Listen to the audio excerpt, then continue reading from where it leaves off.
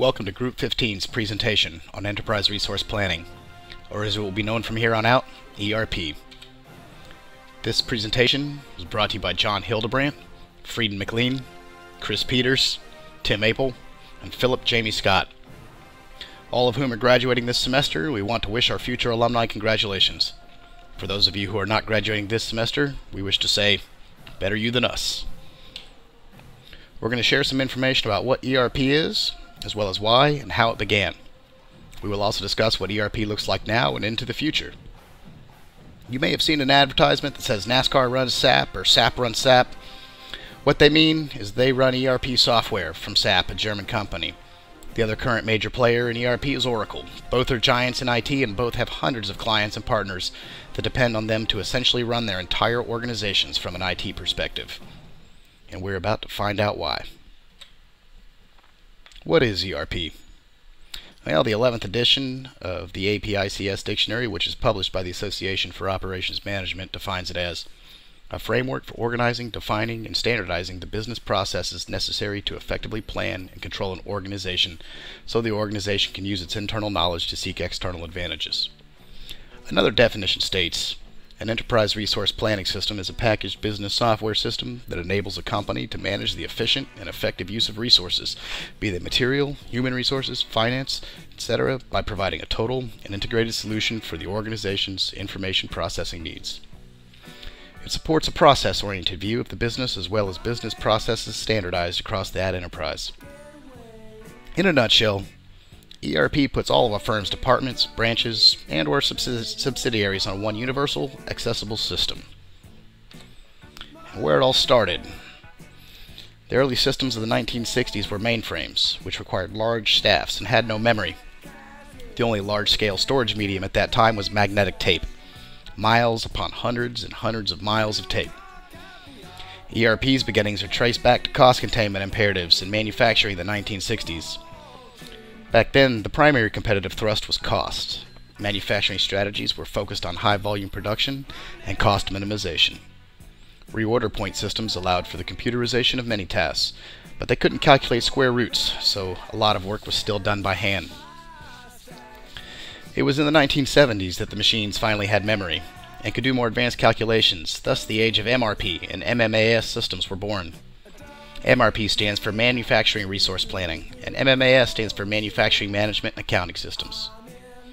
It was these systems which allowed the development of operational excellence, managerial accounting, forecasting, and efficiency analysis in the form that we know them today. The development of more advanced software towards the end of the decade laid the foundation for the operations management legends to apply, test, and refine their theories in the upcoming days of MRP2. In the 1980s, MRP2 essentially referred to these advanced software packages running on newer, smaller, non-mainframe hardware systems at the time. The MRP software released at the time incorporated the concepts from quality gurus like Deming, Duran, Ishikawa, and others. In addition to the quality concepts, these systems expanded to include procurement, purchasing, scheduling, forecasting, and became more and more integrated. The standardization of these systems is primarily what defined the phase of MRP2.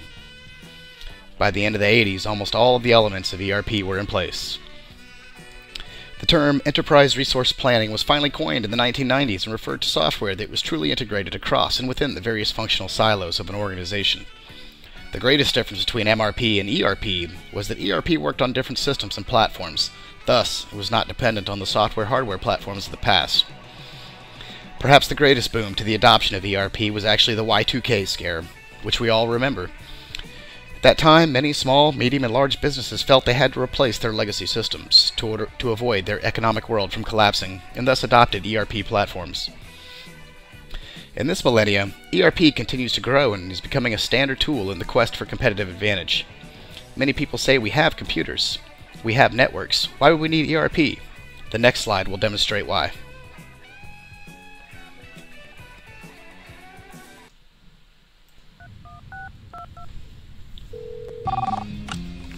Miller, hello. Hello, John. Peter here. How is it going? Everything's Fine, my dear.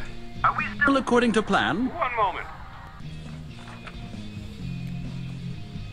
It looks really, really good. And how are you progressing with our Cost-cutting and reduction program. We just finished the analysis and collaboration phase. Everyone is highly motivated. I knew that I could rely on you, John. And how is the general KPI situation? All I can say is hot targets. With the right ERP solution, you really know what happens in your company. Real time, everywhere.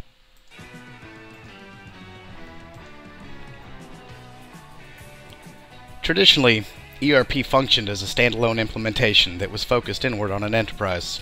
That is, the value of the systems to organizations dealt exclusively with internal operations, information management, by creating value through connections between finance, manufacturing, CRM, supply chain, and HR, to name a few. With the Y2K issue squarely in ERP's rearview mirror, today's marketplace is evolving to meet changing customer needs, economic conditions, and technological advances. The economic downturn that has plagued markets for the last 4 years has had profound effects on the ERP marketplace. Constrained corporate margins have forced enterprises to be increasingly focused on faster time to value and investments that have a high potential to increase revenue and profit margin. The drought of capital available for investment has forced many managers to focus on quicker, less expensive departmental investments, reducing the demand for comprehensive ERP. This has caused ERP providers to focus on niche solutions for specific industries. This has only been heightened by increased competition from low-cost providers for standard business practices. However, despite increased pressures, nearly 75% of all financial transactions come into contact with ERP architecture. This fact, combined with the proliferation of e-commerce, social collaboration, and mobility, have created new opportunities and challenges for ERP software and their providers. In essence, ERP represents the internal, technological, or information sharing hub of an organization. This functionality alone is no longer sufficient to remain competitive. ERP is now utilizing web-based and mobile application technology to merge the process-driven programming of traditional ERP with a more event-driven and interactive model of e-business. This process is intuitively more customer-focused and increases greater knowledge transfer, transparency, and operational efficiency. So how is this done? SaaS, software as a service, on-premise or hosted software have replaced the traditional perpetual licensing agreements, which required huge upfront capital investments followed by ongoing payments for service and support. In doing so, SaaS and other web-based infrastructures have changed the fundamental deployment of ERP systems by providing the flexibility and versatility needed to configure and customize a package for use by all users within an enterprise. In fact, the subscription pricing of SaaS provides much of the same benefits of outsourcing IT, providing affordability and more reliable applications while maintaining a significant scope of control. The use of portals as a conduit to ERP evolution is apparent. Portals are websites that house different collections of information related to a specific topic and provide visitors with access to associated services, information, and in many cases the ability to execute transactions. Today's ERP leaders, like SAP and Oracle, are using portals to aggregate large groups of organizations and their products and services to provide a one-stop shop for business customers. MySAP.com and Oracle Marketplace are examples of these portals. Traditional ERP software was in many ways static, accompanied by a number of assumptions and logic and a lack of transferability extra-organizationally that do not work for today's demand for real-time data exchange. As such, adjustments have been made to programming language and the associated decision support systems utilized within these offerings. ERP providers are developing in-house or partnering with APS, Advanced Planning and Scheduling System providers, to provide both increased customer service while minimizing costs. To do so, APS systems provide constraint-based planning, real-time processing, and integration throughout an organization's supply chain. The theme for today's ERP marketplace is clear: adapting to change. ERP providers are meeting customer demands for real-time interface and value through web-based applications, strategic partnerships with integrated service providers, and an overall broadening of the scope of services aligned through the ERP architecture as a whole. We must keep in mind, these are very, very expensive decisions and hard to reverse. So what happens when a company fails in its adoption of an incredibly expensive and all-encompassing ERP system? Well, if you are senior management, the result is on our next slide. What do you see here? An elephant. And here? An elephant. And here? An elephant. Okay. What do you see here? Elephant. And here? An elephant. And here? Elephant. Elephant. Elephant. An oversized ERP solution is enough.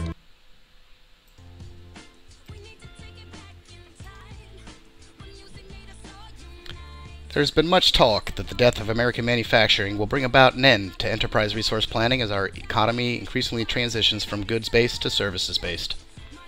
Most agree that traditional ERP software applications serve their purpose, but Forbes magazine published the following in response.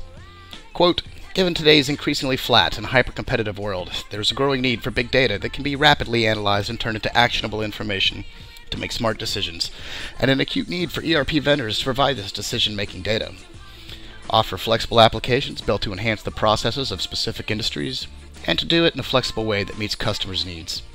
Now's the time for purpose-built ERP, delivered anywhere, at any time, on any device, to rise to the top." End quote.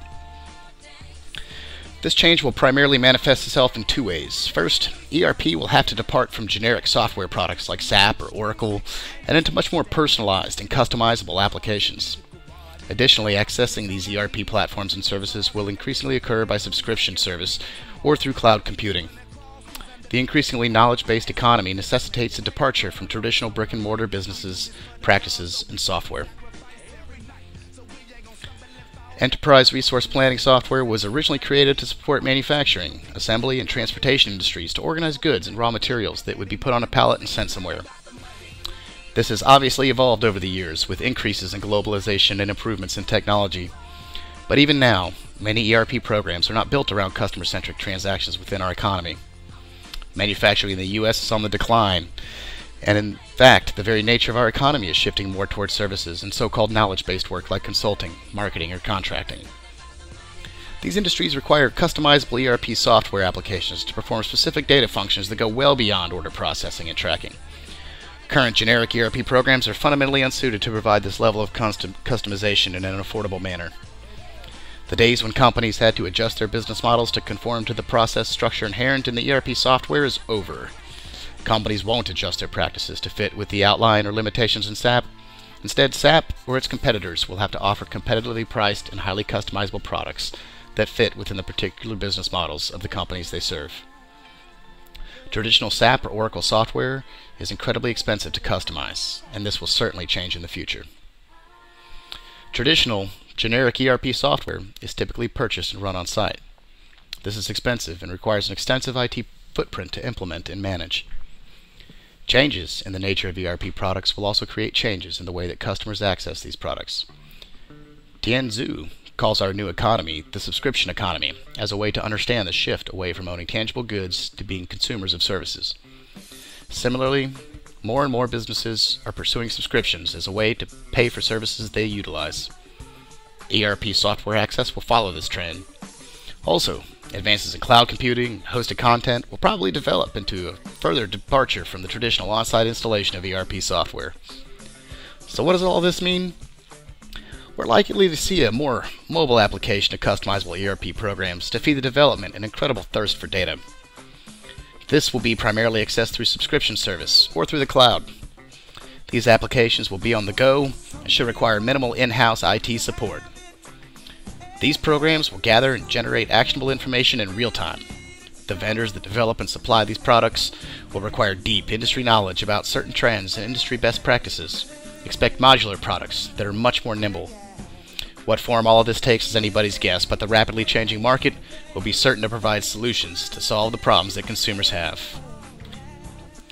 So in summary, enterprise resource planning is to operational efficiency what ERM is to risk management. It is a holistic view and management of all of an organization's tasks and activities through technological synergy. And on behalf of Group 15, we thank you, we hope we enjoyed the presentation, and we look forward to your feedback.